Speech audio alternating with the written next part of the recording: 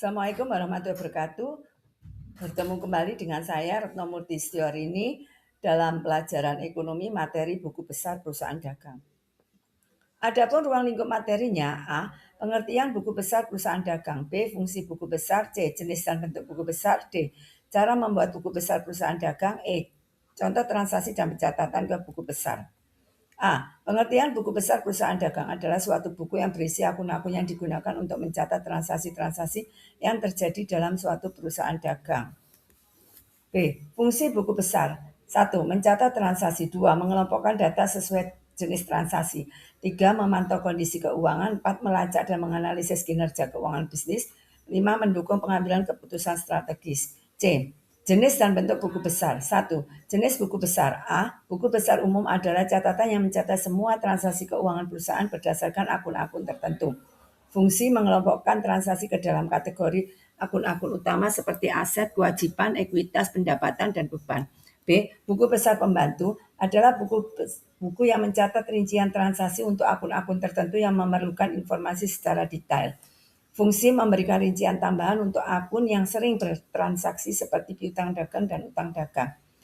Jenis buku besar pembantu. 1. Buku besar pembantu piutang mencatat rincian piutang dari setiap pelanggan termasuk jatuh tempo dan status pembayaran. 2. Buku besar pembantu utang mencatat rincian utang kepada setiap pemasok.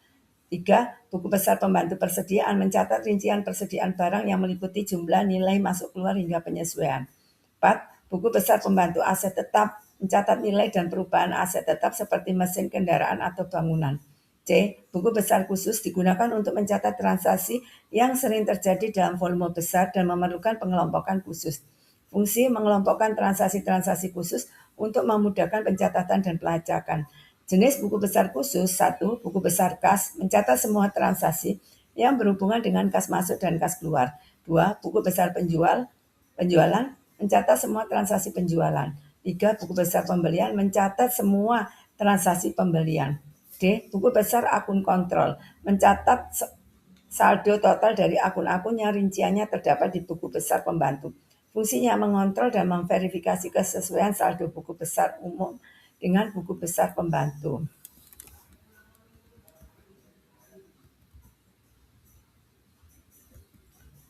2. Bentuk buku besar. A. Bentuk buku besar bentuk T merupakan bentuk buku besar yang paling sederhana dan paling umum digunakan, di mana biasanya bentuk buku besar ini digunakan untuk keperluan analisis transaksi serta menjelaskan mekanisme penggunaan akun. Pada bentuk buku besar T, kolom debit dan kredit terletak secara berdampingan. Sisi sebelah kiri untuk debit dan sisi sebelah kanan untuk kredit. Begitupun dengan nomor atau kode akun yang berada di kanan atas dan nama akun di atas kolom debit dan kreditnya. Kemudian pada kolom terakhir terletak kolom total debit dan kredit serta saldo debit. Contoh buku T seperti berikut ini.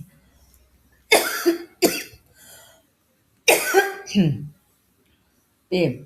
Buku besar bentuk skontro sering disebut juga sebagai buku besar dua kolom. Hal ini dikarenakan arti dari skontro yang merupakan sebelah atau dibagi dua, yaitu kanan dan kiri atau debit dan kredit.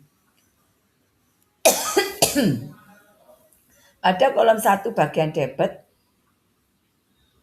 terdapat 4 kolom yang berisi tanggal, uraian, nomor referensi, nominal debit. Begitu pula pada kolom 1 bagian kredit memuat isian yang sama, tanggal, keterangan, nomor referensi, dan nominal kredit. Bentuk buku besar skontro seperti berikut ini. C. Buku besar stafel bentuk saldo tunggal memuat 3 kolom untuk nilai debit, kredit, dan jumlah saldo akun. Kemudian 6 kolom terdiri dari rincian tanggal, keterangan, nomor referensi, nominal debit, nominal kredit, saldo. Bentuk buku stafel kolom saldo tunggal seperti berikut ini. D. Buku besar stafel bentuk saldo rangkap merupakan jenis buku yang paling mendetail, diantaranya mulai dari penyusunan akun hingga transaksi-transaksinya. Pada bentuk ini 7 kolom besar berisi tanggal, keterangan, referensi, nominal debit, kredit, saldo kredit. Bentuk buku besar kolom saldo rakab seperti berikut ini. D. Cara membuat buku besar. Langkah-langkah membuat buku besar perusahaan dagang adalah 1.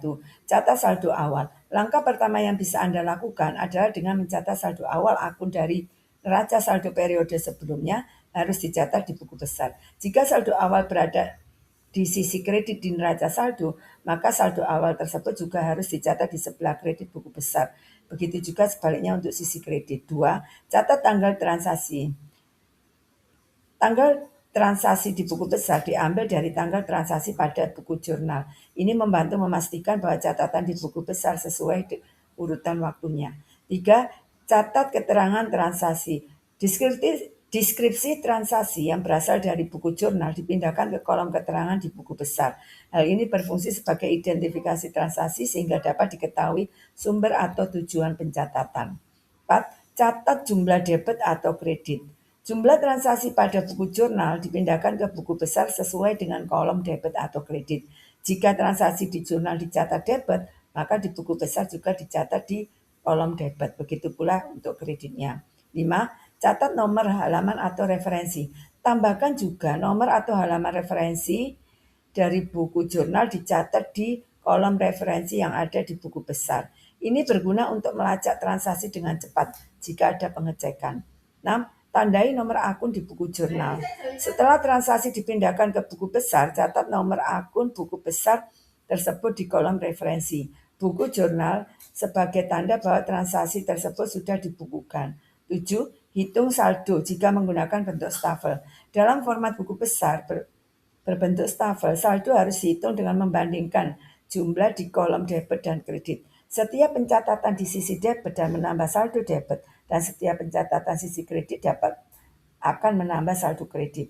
Saldo akhir dapat dihitung di akhir periode dengan melihat selisih antara total debit dan kredit.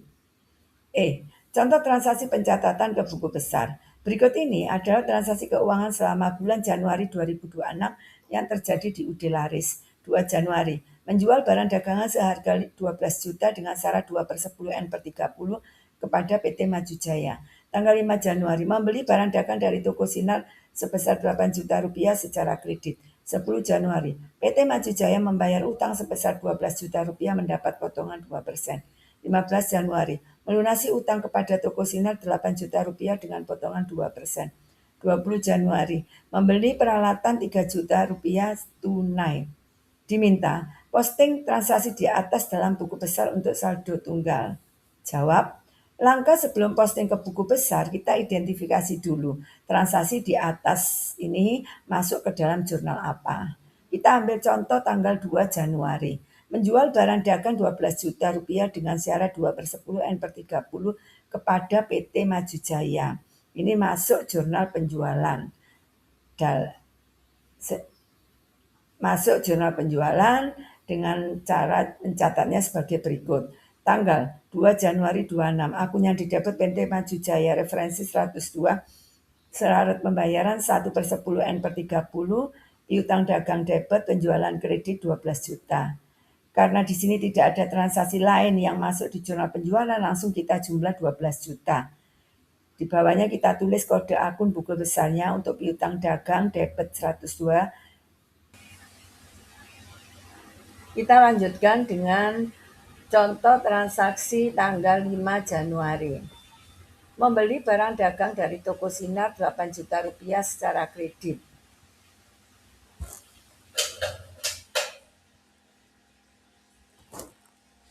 Di sini masuk jurnal pembelian dengan tanggal 5 Januari akun yang didebit toko Sinar referensi 102, syarat pembayaran 1/10 N/30, pembelian debit utang kredit 8 juta rupiah.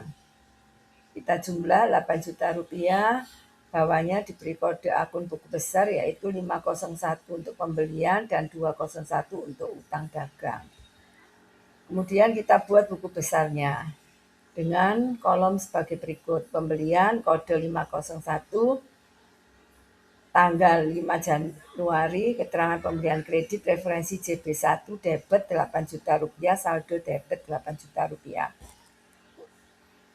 Kemudian utang dagang 201 dengan tanggal 15 Januari keterangan pemberian kredit referensi JB1 kredit 8 juta rupiah, saldo kredit 8 juta rupiah.